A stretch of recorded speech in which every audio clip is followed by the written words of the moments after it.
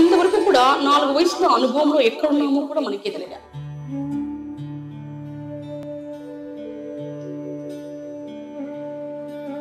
అసలు ఈ సందేహాలు కొందరు పుడుతుంటాయి, కానీ వాళ్ళ దగ్గర సరైన సమాధానం రాకపోతే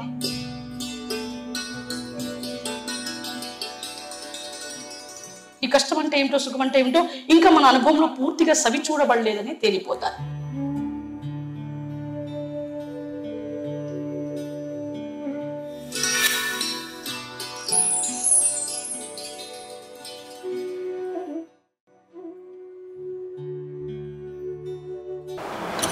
నమస్కారం. విశ్వ ప్రగతికి మూలం విశ్వమానవాళిక చదుపరి. విశ్వమానవాళిక చదుపరి సందేహాల కార్యక్రమానికి స్వాగతం, సుస్వాగతం. ఆది మొదలు అనంతం వైపుగా సాగే ఈ ప్రయాణంలో మనసు అంటే ఏమిటి, మనిషిగా మనసులో ఎక్కడున్నాము, మనసు స్థితిని బట్టి శారీరకం మానసికం అనేటి ఎలా ఏర్పడతాయి అనే అంశాలకు సంబంధించి విశ్వమానవాళిక చదుపరి వ్యవస్థాపకులు, మార్గదర్శకులు అయినటువంటి గురువు గారు నిరంతర సంభాషణ ద్వారా తెలియజేయడం జరుగుతోంది. ఎంతోమంది ప్రేక్షకులు తమ ఫోన్ కాల్స్ ద్వారా, ఈమెయిల్స్ ద్వారా మనకి ఎన్నో సందేహాలను పంపడం జరిగింది. మరి ఆ సందేహాలన్నింటికీ సమాధానాలు ఇవ్వడానికి ఈరోజు మన ముందున్నారు గురువు గారు. వారిని అడిగి సందేహాలకు సమాధానాలు తెలుసుకుందాం. నమస్కారం గురువు. ముందుగా మొదటి సందేహం గురువు గారు, భూమి పైన మనిషి పుట్టుకకు కారణమేమి? మొదట మనము ఒక సృష్టిలో ఉన్నాం. ఈ సృష్టి అనేది అనేక శక్తి అవతారికల మీద సాగుతుంది. అందుకని ఈ యొక్క సృష్టికర్త తన యొక్క సృష్టిని విస్తరింప చేసుకోవాలంటే మనకు ఆ శక్తియే ఎలా పుట్టుకొస్తుంది అనడానికి కాన మనము ఒక మానవునికి యొక్క జన్మనిత్యం. అందుకే ఇది ఒక మానవునికి యొక్క జన్మ వెనుక కారణం ఏంటంటే ఒక యొక్క వెలుగు యొక్క ఉద్బోధకం కొరకు జనించబడ్డ మానవ జన్మ. అందుచేత మన లోపల మనసులో యొక్క వివరణ, హృదయ వివరణ, ప్రధానాంశ స్థితి వివరణ, ఆకారిత వివరణ పరనడుమున మనకు హృదయం యొక్క ముఖద్వారం అంతర్మధ్యంగా మారి అంతర్గత పట్ల జీవుడు అనుభూతిని పొందితేనే భూమధ్యంలో జ్ఞానం అనే యొక్క ములకములు ఉంటేందు మొట్టమొదటిగా జ్ఞాన ప్రసార ప్రభావితాల్లో శక్తి ధార అనేది పుట్టుకొస్తుంది. అలా మనకి ఆ యొక్క శక్తి ధార నడక పుట్టుకురావట్లోనే మనకు మన నడక అంటే మన అంతర్మధ్యం అనేది గమ్య సూచిక అన్నమాట. అలా గమ్య సూచిక ఎప్పుడైతే మన గమనానికి అంత వస్తుందో అప్పుడు మనము ఎందుకు ఈ యొక్క మానవుడికి యొక్క జన్మనిత్యమా అని అప్పుడు తెలియవస్తుంది. అంతవరకు మానవుడికి యొక్క జన్మనిత్యము జీవిస్తున్నాం. ఆ జీవించిన యొక్క జీవిత అనుభవ లోతుల్లోనే ప్రస్తుతంలో ఉన్నాం. అందుకే మన వాళ్ళు అనుభవమే జ్ఞానం అంటుంటే విన్నాం. కానీ ఇంతవరకు ఆ అనుభవం యొక్క స్థితి గతుల మధ్య ఎక్కడున్నామో కూడా తెలియకపోవడం ద్వారా ఈ మానవుడికి యొక్క జన్మని ఎందుకు ఎత్తామనేది ప్రతి ఒక్కరిలో సందేహం అయితే కలుగుతూనే ఉంటుంది. అయితే దానికి ఒక చిన్న ఉదాహరణగా చెప్పాలంటే ఇప్పుడు మనము ఈ యొక్క సూర్య చంద్రాదుల చేత వెలిగే ఈ లోక నడక. అయితే మనకి ఈ సూర్య చంద్రాదుల రేత్రింబవరులో రేటి సాగే యొక్క మన విదితంలో మన అనుభవం యొక్క సారంలోంచి ఎప్పుడైతే వెలుతురు పుట్టుకొచ్చిందో అప్పుడు మనకి కరెంట్ అనేది వచ్చేస్తుంది. ఎలా పుట్టింది చెప్పండి? ఈ వెలుతురు నడక అన్నప్పుడు మీ అనుభవం యొక్క సారంలోంచి పుట్టుకొచ్చింది. ఏ రకంగా అనగా నిరంతర కాల సమస్థితితో ఉన్న దారులు కదులుతూనే ఉంటాయి. అక్కడి నుంచి శ్వాస అంది మన లోపల జీవ ప్రామాణికము కదిలి జీవిస్తుంటుంది ఒక్కొక్క తెరంగ పాత్ర పోషణ బట్టి. అలా జీవించటం వెలువడే అనుభవాన్ని బట్టి ఒక్కొక్క కోణపు లోతు యొక్క వినపడిన ఒక భూసారాంశ తీగను భూమి పొరల పన్నడుమును విడుదల చేయడం అనేది జరుగుతుంది. అలా జరుగుతుందో జీవ అనుభవం మేర ఆ ప్రాకృతి మండలం రసస్థితిక ద్రావక నడకలను ఆ యొక్క కోణపు లోతు వివరణకు తగ్గట్టుగా భూసారాంశ తీగలోనికి చేరుస్తుంది. అలా చేరుతుంటే జీవ అనుభవం మేర ఆ రసద్రావకాలు మిళితం చేసి సారంగా కూడగట్టడం అన్నది జరుగుతుంది. అలా కూడగట్టు ఆ సారం స్థితిలోంచే మనకు భూమి అయినా, రాయైనా, ఇనుమైనా, ఉక్కైనా, రాగైనా, ఇతరైనా అట్లాగే ఇప్పుడు మనకు బొగ్గు అలవరిక నడకలోంచి ఈ యొక్క కరెంటుని వెలికి తీస్తున్నారన్న, అదేవిధంగా నీటి నడక యొక్క సాంద్రత నడక నడుమున ఈ యొక్క కరెంటుని వెలికి తీస్తున్నారన్న, అది మన అనుభవం యొక్క సారంలోంచి భూమి పొరల పరంలో పుట్టుకొచ్చింది. అట్లా మొట్టమొదటిగా మన అనుభవం యొక్క సారంలోంచి పుట్టిన ఆ వెలుతురునే ఇప్పుడు మనం కరెంటుగా వినియోగిస్తున్నాం. అది మనకు మొదటి సూచిక తెలియాలి. అలా తెలియాలంటే ఇప్పుడు మన ఒక్కొక్క కాలక్రమిక అనుభవపూర్వక లోతుల్లోనికి గమనపూర్వకంగా ప్రయాణం చేస్తే తప్ప మన అనుభవ సారంలోంచి ఈ కరెంట్ ఎలా పుట్టుకొచ్చింది అనేది మనకు మొదలు తెలియవస్తుంది ఆ వెలుతురు నడకలు. అలాగే మనకి ప్రతి ఒక్కటి విశదీకరణంగా కావాలంటే మనం మొదలు మన అనుభవ నడకల్లోనికే వెళ్ళిపోవాలి. అందుకే ఇది ఏమంటామంటే కాలం యొక్క యథార్థిత చింతనలు అంటాం. అందుకే ఒక్కొక్క కాలం చుట్టూ మనకు గమనం ఏర్పడితే తప్ప ఆ గమనపూర్వక నడకలో ప్రస్తుతం ఇప్పటి వరకు మన అనుభవపూర్వక లోతుల స్థితి గతుల పరనడమున కాలగర్భైక నడకల నుంచి కాలానుసారిక నడకల్లో ఏవేవి ఎంతవరకు అంటే మన అనుభవ సారం నుంచి పుట్టుకొచ్చినాయో అందుకే వీటన్నిటిని బాహ్య సంపద అంటాం. అంటే కాలగర్భ సంపదని బాహ్య సంపద అంటాం. అట్లా ఇవన్నీ మన యొక్క పేరు బలాల మీద పుట్టుకుంటూ వచ్చినాయి. వాటిని ఏమంటే మొట్టమొదటి తీగలే అంటాం. ఇప్పుడు మీకు కరెంటు తీగలోంచి కరెంట్ ఎలా వస్తుందని చెప్తాము, అలా మొట్టమొదటిగా అవి స్థూల రసద్రావకాల మధ్య తయారు కాబడిన తీగల అల్లికలతో కూడుకున్న దాని. అందుకే ఇదంతా కూడా తీగలమయమంటుంటే మనం విన్నాం. అయితే ఆ కోణాల వివరణాయుత విషయాలికతో కూడిన దారుల నడకలే కోణపు లోతుల తీగల అల్లికలు అని కూడా అంటామన్నమాట. అలా మొదట అవి స్థూల రసద్రావకాలతో తయారు కాబట్టి ఆ తర్వాత జీవ అనుభవపూర్వక స్వస్థితి పరిణడుమున అవి రాతి అలవరిక రసద్రావకాలుగా, తర్వాత ఇనుము, ఉక్కు, రాగి, ఇతరి అట్లా మనం తీగలు అంటుంటాం, బంగారు తీగ. అట్లాగా మొదట ఆ స్థూల రసద్రావకాలే జీవ అనుభవ స్వస్థితిని బట్టి రకరకాలుగా తీగలుగా అలవడుతూ వచ్చినాయి. ఆ తర్వాత మనం వెండి తీగ, రాగి తీగ, ఇప్పుడు బంగారు తీగ వరకు వచ్చాం.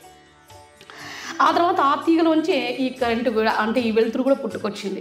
అలా ప్రతి ఒక్కటి ఇంతవరకు ఇక్కడి వరకు వచ్చాము. మనం ఇక్కడి వరకు వచ్చినా కూడా మన అనుభవం యొక్క స్థితిగతుల మధ్య ఎక్కడున్నామో కూడా తెలియకపోవడం ద్వారా ఇవి మన అనుభవం నుంచి ఎలా పుట్టుకొచ్చాయని మన సందేహం కూడా మనకు కలగలేదు.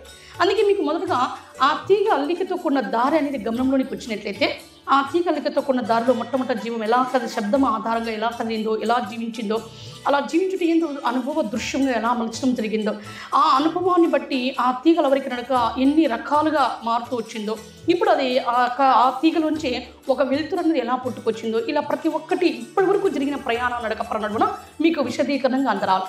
అలా అందవచ్చినప్పటికీ కూడా మన యొక్క అనుభవపూర్వక సారంలోంచి ప్రతి ఒక్కటి పుట్టుకొచ్చాయని మీకు అర్థమవుతుంది. అందుకే ప్రస్తుతం ఇప్పటి వరకు మీరు ఎక్కడున్నారు, మీ అనుభవం నడక లోతుల స్థితి గతుల నడుమున అది మొదట అందినట్లయితే ఇది ఇంతవరకు వివరణ అందుతుంది మీకు. అంటే ఒక తీగలో వెలుతురు పుట్టుకొచ్చిన రీతి వరకు అందుతుంది.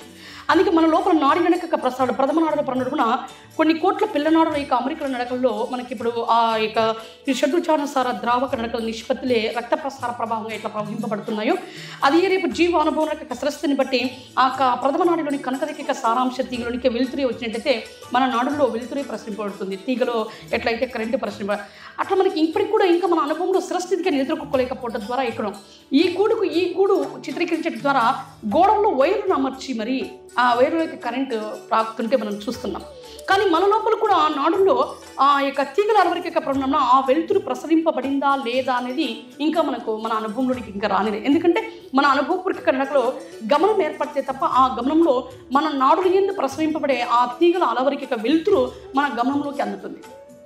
అయితే ఇంతవరకు కూడా మనకు ఆలోచన స్థితి నుంచి ఇంకా గమనించే స్థితి అనేది అడుగడుగు అనుభవ స్వస్థితి పరణ ఏర్పడకపోవడం ద్వారా ఆ వెలుతురు మన లోపల పుట్టిందా లేదా ఉన్న రసద్రావకాలు క్షీణించబడి నాడులు నిర్జీవ స్థితికి చేరుకుంటున్నాయా అనేది కూడా తెలియదు. అలా ఇంతవరకు ప్రయాణానికి వచ్చిన మీరు ఇంకా ఎక్కడున్నారో తెలియకపోవడం.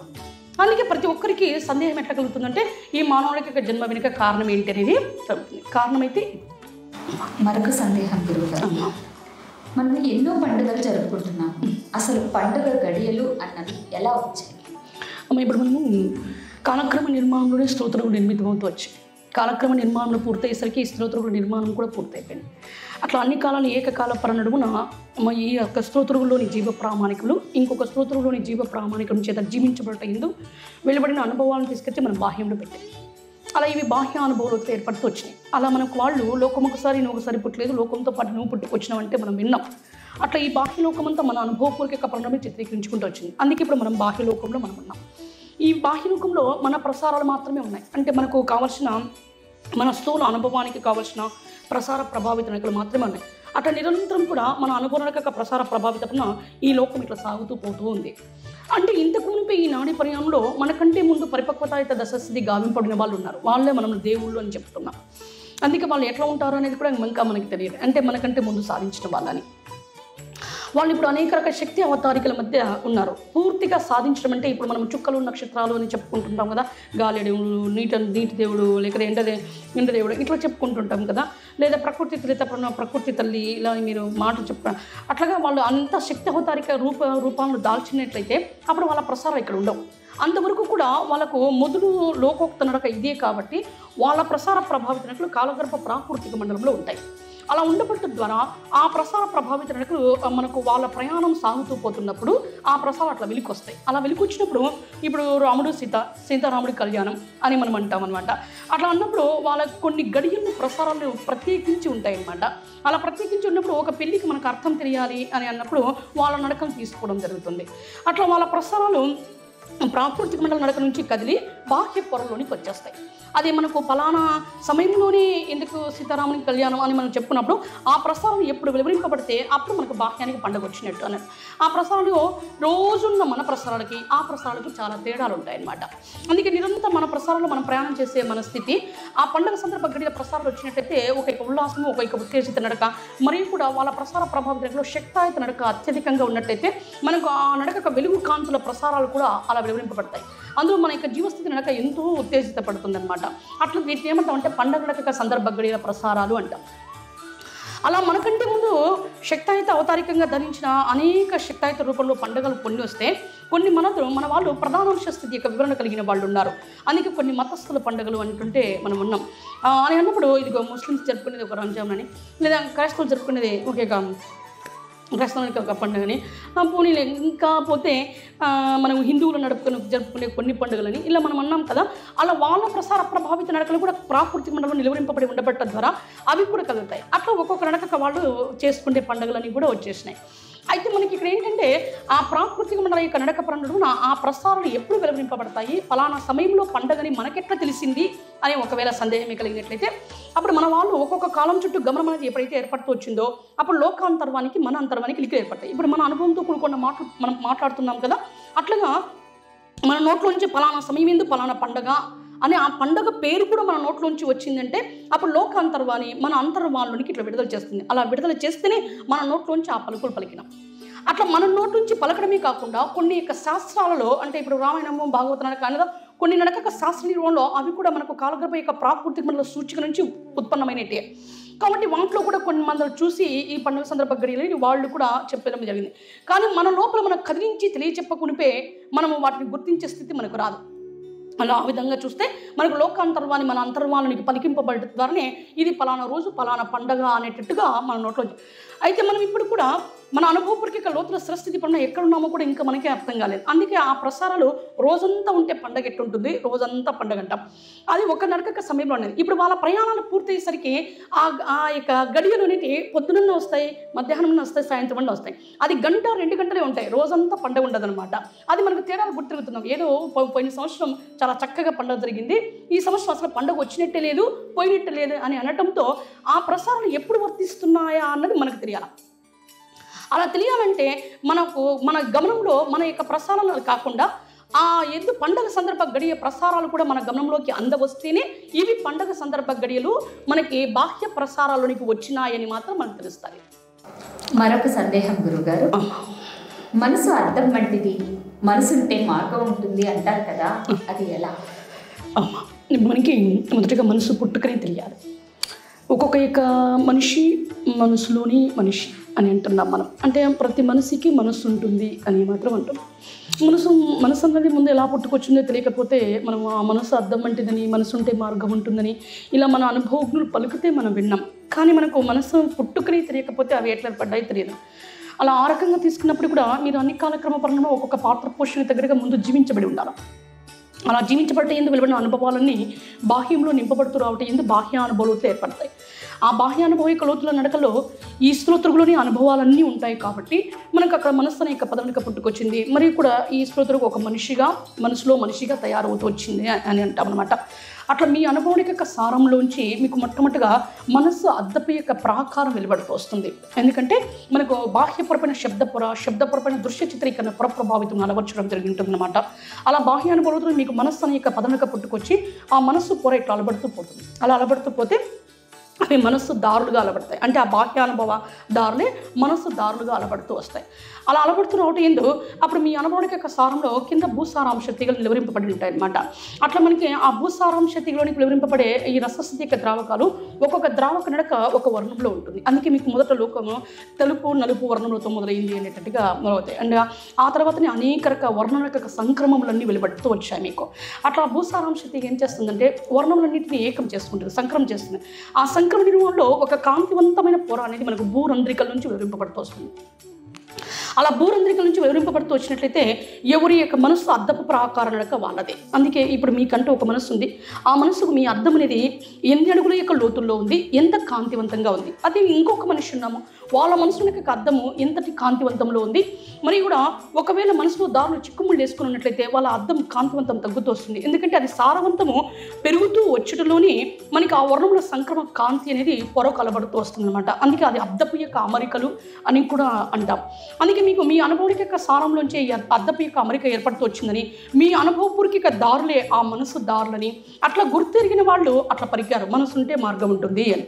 ఆ తర్వాత మనసు అద్దం వంటిది. ఆ అద్దంలో ఒక యొక్క జీవస్థితి యొక్క ప్రామాణిక మనము తీగ అల్లికతో ఉన్న మనసు ఉంటే మార్గం ఉంటుందంటే కదా, ఆ మార్గం అనేది దారి అలవరికి నడక. అది తీగ అల్లికతో కూడుకున్న దారి అంటాం. ఆ తీగ అల్లికతో కూడిన దారునే మనలోని జీవ ప్రామాణికులు జీవించబడ్డాయి. అలా జీవించబడ్డేందో మిమ్మల్ని ఇప్పుడు నేను తల్లిగా చూడాలా, ఇది తోలుబొమ్మ అనమాట. అంటే చర్మపొరల అతుకులతో కూడుకోబడిన తోలుబొమ్మ. ఇప్పుడు నీలో తల్లి జీవము తల్లి తీగ నడక అల్లికలో జీవ ప్రామాణికం కదా జీవించబడ్డేందో అనుభవం వెళ్ళిపెట్టడంలో అది తల్లి జీవంగా మారుతుంది. అప్పుడు నీ ముఖ హావాన్ని, తల్లి నడక ముఖ హావాన్ని, ముఖ నడక హావ భంగిమని నేను చూడాలి. అలా చూడాలంటే నీ అద్దంలోంచి నేను చూడాలి. అలాగా నువ్వు నాకు, నేను నీకు ఆ మనసు అద్దపు యొక్క ప్రాకారంలోనే వివిధ తరరంగ పాత్ర పోషణలు బట్టి కనపడుతున్నాం. అందుకనే మనకు ఆ మనసు యొక్క లోతుల్లోకి పోతే తప్ప మనసు అద్దం వంటిదని, మనసుంటే మార్గం ఉంటుందని, అది మన గమనంలో మనకు అందవస్తేనే తెలుస్తుంది. అందుకే మన అనుభవకులు పలుకుతే మనం కూడా పలుకుతామే కానీ అది ఎలా ఉంటుందో కూడా ఇంకా మనకు కనీసం మన కంటి దృశ్యానికి కూడా ఇంకా అందలేదు. ఆ రకంగా చూస్తే ఒకటో కాల అనుభవపూర్వక దృశ్య చిత్రీకరణలన్నీ కూడా మన నలుగుటి యొక్క పొరలో ఇరువడింపబడి ఉన్నాయి కానీ గమనంలో తిరిగేసుకుంటే తప్ప మనకు ఈ యొక్క మనసు దారులు ఎలా ఏర్పడ్డాయని కానీ, మరియు కూడా ఆ అద్దపు యొక్క అమరిక ఎలా రూపొందింపబడుతూ వచ్చిందని కానీ అవన్నీ మనకు గమనంలోకి అందవస్తే అప్పుడు మన అంతర్మాల నుంచి ఆ మాటలు మన నోట్లోంచి బయటకు వస్తాయి. అప్పుడు దాని గురించి నీకు వివరణ నడక కూడా మన దగ్గర ఉంటుంది. కానీ ఇప్పుడు పలుకుతున్నామే తప్ప దాని నుంచి నా సరైన వివరణ నడక అనేది మన దగ్గర లేదు. ఇప్పుడు ఒక మనిషి ఉదాహరించి ఒక మనిషి నడకనే తీసుకున్నట్లయితే మనకు వాళ్ళు ఒక 10 అంతస్తుల మితి ఎక్కినప్పుడు కూడా కింద చీమున్న కూడా స్పష్టంగా చూస్తారు. అప్పుడు మీరు ఏమనుకోవాలంటే వాళ్ళ లోతులకు తగ్గట్టుగా ఆ అద్దపు యొక్క ప్రాకారం నడక చాలా కాంతివంతంతో ఉంది. అలా కాంతివంతం ఉన్నప్పుడు వాళ్ళ నల్లగుడ్డు పొర అనేది ఆ కాంతివంతాన్ని బట్టి నల్లగుడ్డు పొర కూడా కాంతివంతమవుతుంది. అలా కాంతివంతం చిన్నది కూడా అత్యంత దూరంలో వచ్చి చిన్నది కూడా స్పష్టంగా కనపడుతుంది. ఒకవేళ ఆ మనసుల యొక్క కాంతి నడక తగ్గిపోయింది అనుకోండి, మనకు దగ్గరున్నది కూడా కనపరాదు అనేటట్టు తేలిపోతుంది. అందుకే ఇది ఎవరి అనుభవపూర్వక సారా నివృత్త నడకలను బట్టి ఆ అద్దపు యొక్క ఆ ప్రాకారం నిర్మించబడ్డం వస్తుందని తెలియాలి. అందుకే అడుగులో లోతుల్లోకి పోయే కొద్ది మనిషి నడక కనపడుతుంది మనసు లోతుల్లోంచి అన్నప్పుడు మనకి ఎన్నడుగుల యొక్క లోతుల వరకు అద్దపు యొక్క అమరిక నడక స్పష్టీకరించే లోతుల్లో ఉందో, ఎక్కడెక్కడ కాంతివంతం తగ్గిపోయిందో కనిపించిన విధానాన్ని బట్టి కూడా ఆ అద్దపు యొక్క ప్రాకార నడకను గుర్తిరగల యొక్క స్థితి రావాలి మనకంటే మాత్రము మనకు అడుగడుగు గమనం అన్నది ఏర్పడాల్సిందే. అలా ఏర్పడితే తప్ప మన గమనంలో ఇది మనసు ఉంటే ఇట్లా మార్గాలు కదులుతాయి, దారులు కదులుతాయి, తదనంగా ఆ మనసు ఇట్లా అద్దం వంటిది, ఆ అద్దంలో ఇలా చూడగలుగుతాము అన్న విశదీకరణ మన గమనంలో ఉంటుంది. మరొక సందేహం గురువుగారు, దీపారాధన ఉదయం సాయంత్రం వేళల్లో మాత్రమే ఎందుకు చేస్తారు? ఇప్పుడు ముందుగా చెప్పాలంటే ఇదంతా శక్తి అవతారికంతో నడిచేది, లోకోక్త నడకంతా కూడా. మరి మనము ఒక దేవుళ్ళకని దీపారాధన పెడతాం, కానీ వాళ్ళ ముందులోనే శక్తిలోనే వెలుగుతుంటే మనము చిన్న దీపం నడక పెడితే ఆ శక్తికి సమానమవుతుందని కానే కాదు. కానీ ఇక్కడ దీపం అనేది పెట్టడం అనేది ఎట్లా మొదలైందంటే, మనము మన అనుభవపూర్వక దారిలో ప్రయాణం చేసేటప్పుడు మన వెలుతురు మనకు కావాలి. ఆ వెలుతురు నడక కాన మనకి మొట్టమొదటిగా మన వాళ్ళు పెద్దలు గుర్తెరిగిన యొక్క నడకతో తమ అనుభవలోతుల్లో ఒక దీపం పెట్టమని ఇంట్లో చెప్పారు. అప్పుడు ఒక ఇంట్లో అంటే 4 పాత్ర పోషకులు ఉంటారు. ఇంట్లో ఒక కుటుంబం నడక అంటే వాళ్ళు తమ అనుభవపూర్వక దారిలో నిరంతరం ప్రయాణం చేస్తుంటారు. అలా ప్రయాణం చేస్తున్నప్పుడు వాళ్ళ వెలుతురే వాళ్ళని నడిపించాలి అంటే ప్రతి దారి అలవరిక పరనడుగున ఆ వెలుతురు వాళ్ళని నడిపించుకుంటూ పోవాలన్న విధానం చేత మొట్టమొదటిగా దీపం పెట్టడం అనేది మొదలైంది. అది ఎట్లా మొదలైందంటే, మనకు ఇంట్లోనే ఒక దేవుని గుడి అనేది వచ్చేసింది. మొట్టమొదటిగా మీకు ఎట్లా మట్టి గుడిసి నడక కాడ నుంచి వచ్చేసాం. మనం కింద మనకు భూనడక సారాంశ అయితే తీగల నడకలు ఉంటాయి. అందుకే మనం ఏమంటామంటే, మీరు మామూలుగా దేవుని గదని, వంట గదని, హాల్ అని ఇలా బెడ్రూమ్ ఇలా చెప్తుంటారు. అలా చెప్పేటప్పుడు ఒక యొక్క దేవుని గుడి కాడికి వచ్చేసరికి కింద మీ యొక్క గతగత స్థితిలో పాత్రల అంటే మీకు గతంలో ఎవరు తల్లో ఎవరు తండ్రో చచ్చిపోట ఎందు అలవరికలో అట్లా గతగత స్థితిలో మీకు ఎంతటి అనుభవ నడక పరణులు నా లింకుల్లో కూడిన పాత్రలు అందరూ నింటారు. వాళ్ళ నడక సారాంశ తీగలన్నీ కూడా ఆ భూనడక సారాంశ తీగల్లో కింద ఉంటాయి. అలా ఉన్నప్పుడే అక్కడే మనకు దేవుని గుడి అనేది ఒకటి వస్తుందన్నమాట. ఆ దేవుని గది అని కూడా మీరు అంటారు. అలా అన్నప్పుడు అక్కడ కింద ఆ ప్రసార నడకలో మీరు గతగత స్థితి, ఎందుకంటే ఒక జీవంతో ఒక జీవం జీవిస్తేనే అనుభవం వస్తుంది. ఆ అనుభవపూర్వక పరంగా మీరు ప్రయాణం చేయాలంటే మీకు వెలుతురు అనేది కావాలి. ఆ వెలుతురు ఎక్కడ ఉంటుందంటే భూనడక యొక్క సారాంశ తీగలో ఉంటుంది. అందుకే మీరు ఒక దూది పింజ నడక భూమి పొరల పొరల నుంచి పుట్టుకు రావాలా, ఆ యొక్క దూది పింజను మలమాల, లేకపోతే అందులోంచి పుట్టిన ద్రావక నడక సమురు అని మనం రకరకాల నూనెలు ఆలోచించాము. అది రసస్థితి యొక్క ద్రావక నిష్పత్తులు చెప్పాలంటే మనం. అందుకే ఈ నూనెతోనే దీపం పెట్టాలని మన వాళ్ళు చెప్పే విధంగా అవి మనకు కొన్ని రకాల రసద్రావకాలు, కొన్ని కోణాల వివరణను బట్టి ఈ నూనె మంచిది పెడితే అని మన వాళ్ళు చెప్పేటప్పుడు మొట్టమొదటి సమురుకాల నుంచి మనం వచ్చాం. అట్లా కోనపు లోతుల యొక్క వివరణాత్మక నడక పెరిగే కొద్దీ ఆ కోనపు లోతుల తీగల అల్లికల్లో పుట్టుకొచ్చిన రసద్రావకాలు ఇవన్నీ కూడా. కాబట్టి కొన్ని లోతుల సంఖ్యా పరిమితులు ఎక్కువ ఉంటాయి. అలా ఎక్కువగా ఉండబట్ట ఎందు దారులు, ఆ కోనపు లోతు దారులు అన్ని రకాలుగా కదులుతాయి. అలా కదిలినప్పుడు ఆ యొక్క నూనెతో ఆ దీపం పెట్టడం అనేది ప్రధానం అంటాం. అందుకే మీకు దీపప్రడక చిమ్మిని పెట్టేసి దాంట్లో సమురు పోసి ఒత్తిని పెట్టేసేసి ఆ నిప్పును అట్లా వరించినట్టయితే అప్పుడు మీకు చుట్టూ ప్రసారాలు వచ్చేస్తాయి. అప్పటికే ఆ వెలుతురు అనేది వచ్చేస్తుంది. ఆ వెలుతురు అవరికి కనుక మీ దారిలో ఎట్లా ప్రసరింపబడుతూ పోతుందో మీరు చూడాలి చెప్ప.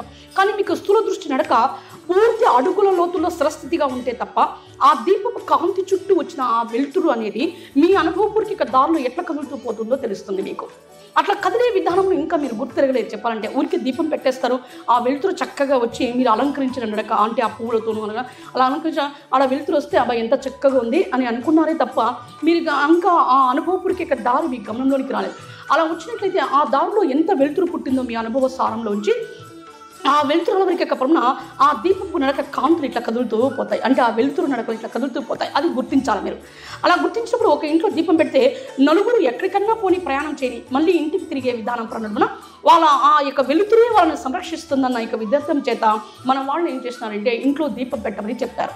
అది కూడా ఉదయాస్తనకతో కూడా మన యొక్క ప్రయాణం మొదలవుతుందంటే సూర్యుడు ఉదయిస్తాడు, ఎట్లయినా లోకానికి వెలుతురు వస్తుంది.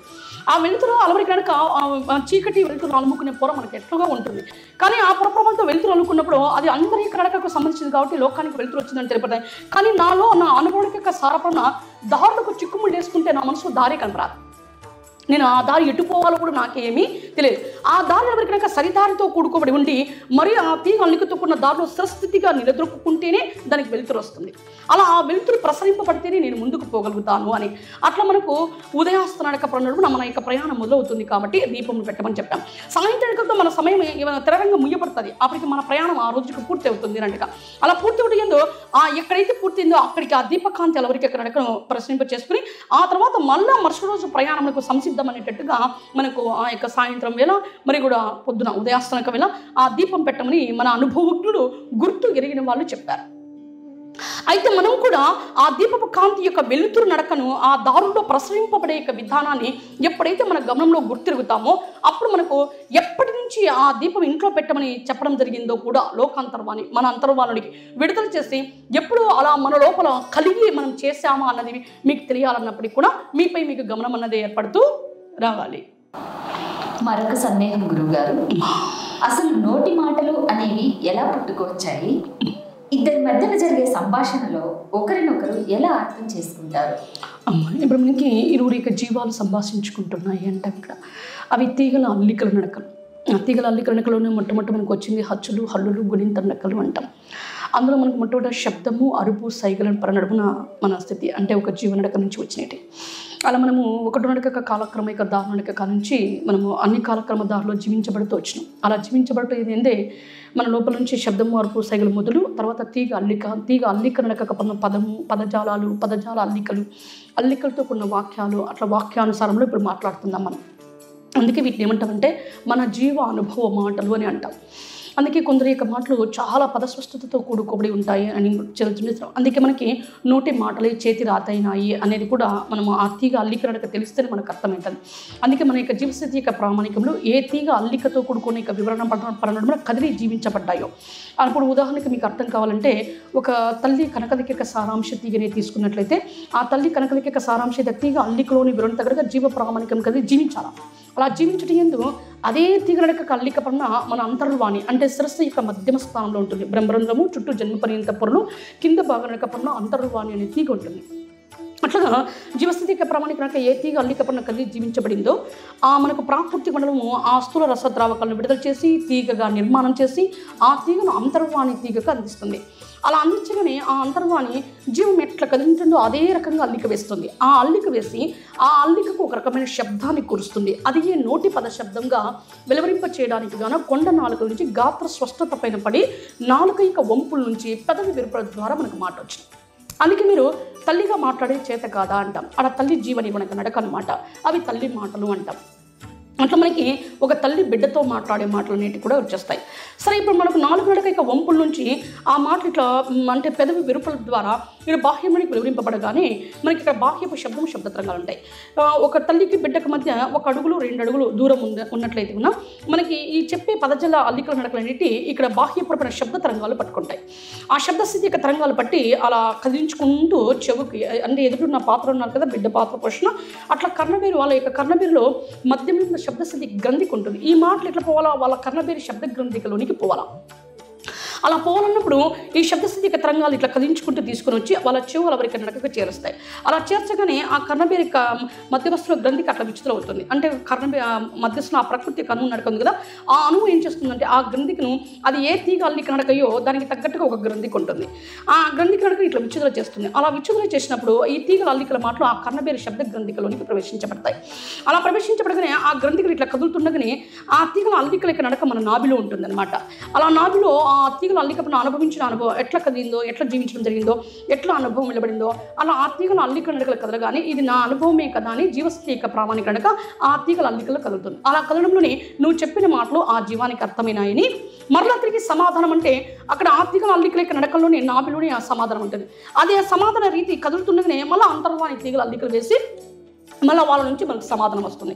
అట్లా మనకి ఒకరి యొక్క నోటి మాటలు ఒకరి చెవులోనికి ఎలా ప్రవేశిస్తున్నాయి, వాళ్ళ జీవస్థితి ఎట్లా వింటుంది, ఎలా అర్థం చేసుకుంటుంది, తిరిగి ఎట్లా సమాధానం ఇస్తుంది అనడానికి కానీ ఇలాగా.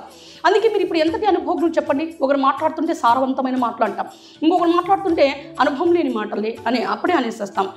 ఇంకొకరు మాట్లాడుతుంటే ఇవి ఒకరు చెప్పగా చెప్తున్నవి తప్ప వాళ్ళ అనుభవంలోనివి కాదు అని కూడా చెప్తుంటే విన్నాం. ఇంకా అనుభవపూర్వక ప్రమాణం ఇంకా స్థిరస్థితి ఏర్పడినట్లయితే అది రాత్రిని బద్దలు కొట్టే మాటలు అనేస్తాం. అంటే అది రాతి అలవరిక రసద్రావకలతో తయారవుతుంది. ఆ తీగ అంత గట్టిగా పడుతుంది గాత్ర నిర్వహణ ప్రణబలం. అందుకే అది గట్టి మాటలు అనేటట్టు కూడా తేలిపడుతూ వస్తాయి. ఆ తర్వాత మనకి అవే ఇనుము మాటలు ఉక్కు మాటలుగా కూడా మారుతాయి అని అంటుంటే మన వాళ్ళు అనుభవజ్ఞులు పలుకుతే మనం విన్నాం, కానీ ఇంతవరకు మన గమనంలోకి అయితే రాలేదు. అందుకే ఎప్పుడైతే ఆ తీగ అల్లికతో కూడిన దారి మన గమనానికి ఎప్పుడైతే వస్తుందో అప్పుడు మనకు అదే తీగను అంతర్వాణి అంటే జీవ పరిస్థితి యొక్క ప్రామాణిక కనుక తీగ అల్లికలోని వివరణకు తగ్గట్టుగా తన అనుభవంలో తాను ఎట్లా కదులుతుందో అదే విధ రీతిలో అంతర్వాణి అల్లిక వేసి ఆ అల్లిక నడక ప్రణన అది జీవ అనుభవ మాట అన్నట్టుగా మనకి అది ఆ కొండ నాలుక నుంచి గాత్ర స్పష్టత పైన పడగానే అది గాత్రం తల్లి జీవమైనట్లయితే తల్లి నడక గొంతు అనేటట్టుగా ఆ తల్లి గాత్ర ప్రణడున ఆ నాలుక యొక్క వంపుల నుంచి పెదవి విరుపుల ద్వారా మాట వచ్చేస్తారు.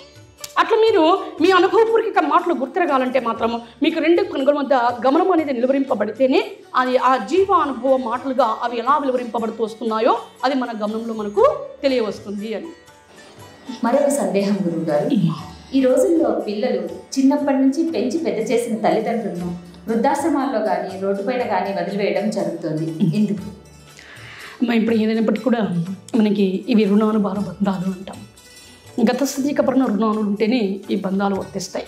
అందుకే రుణనడక శేష సమయస్థితి అనేది ఎంతవరకు ఉంటుందో అంతవరకే బంధాలు వర్తిస్తాయి.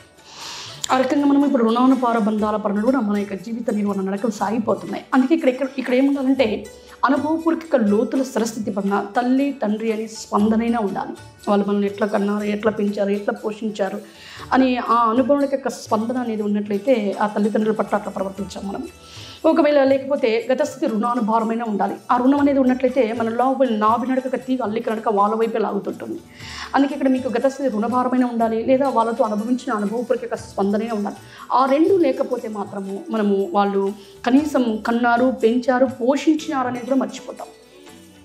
అలా మర్చిపోవడం ద్వారా వాళ్ళు ఎంత పడుతున్నా మనకేమీ అనిపించదు అందులో. అందుకే ఇప్పుడు ఏమంటే మన మనసులో మనిషిగా ఎదగకపోగా ప్రతి ఒక్కరూ ఒక మనస్తత్వం మధ్య చిక్కుకుపోయినాం. అందుకే ఒక్కొక్క పాత్ర పోషణ నడువును చూస్తే మనం ఎంతటి లోతుల్లో ఉన్నామో కూడా ఇంకా మనకి అర్థం కాలేదు. ఇప్పుడు మనం కూడా ఒకప్పటి ఒక తల్లి తండ్రి అవుతాము అనే విధంలో మనకు ఆ తల్లి అనుభవము, ఆ తండ్రి అనుభవము, లేదా బిడ్డల అనుభవములు అట్లా ఒక్కొక్క పాత్రకు సంబంధించిన అనుభవం యొక్క లోతులు అనేవి మన దగ్గర ఉంటే ఆ లోతుల్లో అర్థము అవగాహన నడక అనేది మనకు ఒకటి ఉంటుంది. కానీ ఇప్పుడు ఆ అనుభవపూర్వక లోతుల్లో ఇంకా పూర్తిగా లోతులన్నీ కలిసి మనసు లోతు. ఆ మనసు లోతులను బట్టి మనం పూర్తి మనిషిగా తయారు కావాలి చెప్పాలంటే. కానీ ఆ లోతుల్లో స్థిరస్థితిని అనుభవపూర్వక నడక ఏర్పడకపోవడం ద్వారా మనం ఆ దారిలో అటు ఇటుగా మనం చేసుకున్నాం. అటు ఇటుగా ఎప్పుడైతే మలుచుకున్నామో అది మనస్తత్వ దారులు అయిపోయినాయి. ఆ మనస్తత్వ దారులని రకరకాల చిక్కుముళ్ళు వేసుకున్నాం. ఆ చిక్కుముళ్ళు వేసుకోబట్టడం ద్వారా ఇప్పుడు మనము ఎవరి పట్ల ఎట్లా వ్యవహరిస్తామో కూడా మనకి అర్థంగా. ఇంకా ఏమంటే అవసరం ఉంటే ఒకలాగా అంటాం, అవసరం లేకుంటే అది తల్లేని కావచ్చు, తండ్రిని కావచ్చు, భార్యని పడతారు. ఒకరికొకరు అవసరం నడక ఉంటేనే మనం దీని పట్ల బంధాల పట్ల వ్యవహరిస్తున్నాం తప్ప అవసరమే లేకపోతే ఎవరికెవరము అనేటట్టుగా కూడా ఆడుతున్నాం. దీనన్నింటికీ కారణాలు ఏంటంటే అనుభవపూర్వక లోతులు అరవైకపడిన సరైన స్పందన స్వర్శాస్త్రులు లేకపోవడం. అందుకే ఒకరికొకరు తల్లి అంటేనే అర్థం ఎరగకపోవడం, తండ్రి అంటేనే అర్థం ఎరగకపోవడం, ఆ అర్థచింతన నడకలో మనం పూర్తిగా మనకి నానా రక పెడార్థాలుగా మలుచుకున్న విధానాలు కూడా అందులో ఉన్నాయి. అందుకే మీకు ఒక రకమైన మనస్తత్వం ఎప్పుడైతే మలుచుకుంటారో అప్పుడు మీకు ఎవ్వరు కూడా అక్కడ గుర్తుండలేదు. అప్పుడు మీ సౌఖ్యము, మీ జీవితము, మీ ఆనందం అన్నట్టే ఉంటారు తప్ప మీ వెనుకల వాళ్ళు తిన్నారా, తాగారా, ఎట్లున్నారా అని కూడా మీ మనస్తత్వంలో మీకు తొయ్యను కూడా తొయ్యరు. దీనికి కారణం అందుకే ఇక్కడ ఏంటంటే రకరకాల మనస్తత్వాల మధ్య మనం చిక్కకపోయినాం. అలా చిక్కకపోయినాం కాబట్టి మనకు ఎవరు కూడా కనపడకుండా పోయినారు అనేటట్టుగా. ఇంకా మనకు తమ భేదముల పొరలు కూడా వర్తిస్తాయి ఇక్కడ. అందుకే మనకు కొంచెం మన అనే వాళ్ళను దగ్గర నడక ప్రకారం నా అని దగ్గరతరంగా చూస్తాం, మన అనే వాళ్ళని దూరంగా చూస్తాం. అట్లా ఈ పొర ప్రభావిత నడకల్లో కూడా చిక్కుకోబడటం ద్వారా మనకి ఇక నడకలో ఎట్లా వ్యవహరిస్తున్నామో కూడా మనకి ఒక్కొక్క క్షణం అర్థం కాకుండా పోతాయన్నమాట ఇవన్నీ కూడా. అందుకే ప్రస్తుతం ఈ అనుభవపూర్వక లోతుల స్థితిగతులన్నీ ఎరిగితే తప్ప మనము ఎవరి పట్ల ఎట్లా వ్యవహరిస్తున్నామా అన్నది కనీసం మనకైనా అర్థమవుతుంది. కానీ దీనికి ఏమైనా అంటే అన్ని రకాల అనుభవపూర్వక లోతుల్లో ఒక రకాల దారులన్నీ చిక్కుముళ్ళు వేసుకుని మనస్తత్వంగా మలిచేసుకున్నారు. అందుకే మీకు ఎవరన్నా కూడా అర్థం లేకుండా వెళ్ళిపోయింది. ఆ అర్థచింతనపరమైన ఒక ప్రవర్తన, ఒక వ్యక్తిత్వము, ఒక గుర్తింపు, ఒక విలువలు అనేవి మనకు ఉంటాయి. అందుకే నేను తల్లిగా గుర్తించాను, తండ్రిగా గుర్తించానంటే మనకు ఆ లోతుల్లో గుర్తు ఎరుగుతేనే మాకు స్పందన ఉంటుంది. గుర్తెరగినంత వరకు తరైన స్పందన అనేది మన దగ్గర ఉండదు. కాబట్టి మనం ప్రవర్తించే ఇక తీరంతా కాలక్రమంలో ఇదైపోయాయి అంటే గందరగోళపడి.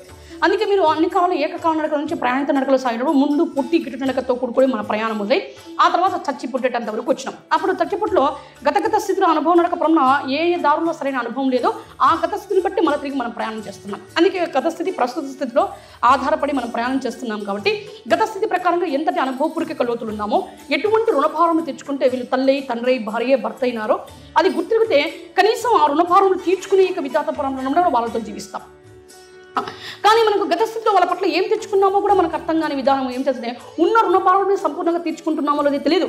తిరిగి మనము రుణభారం సంపాదించుకుంటున్నామో కూడా ఏమీ కూడా అర్థము కావట్లేదు. అందుకే ప్రతి ఒక్క అనుభవపూర్వక లోతు సరస్థితి నడక నడుమున మీకుగా మీ అనుభవంలో ఎక్కడున్నామని గుర్తిరగడానికి ప్రయత్నం చేస్తే తప్ప ఇప్పుడు ఈ బాహ్య నడక గందరగోళము ఇట్లా ఎందుకు మారిపోయింది ఒక్కొక్క రక మనస్తత్వాన్ని బట్టి అన్నట్టుగా మీరు గుర్తిరగడానికైనా అవకాశం ఉంటుంది.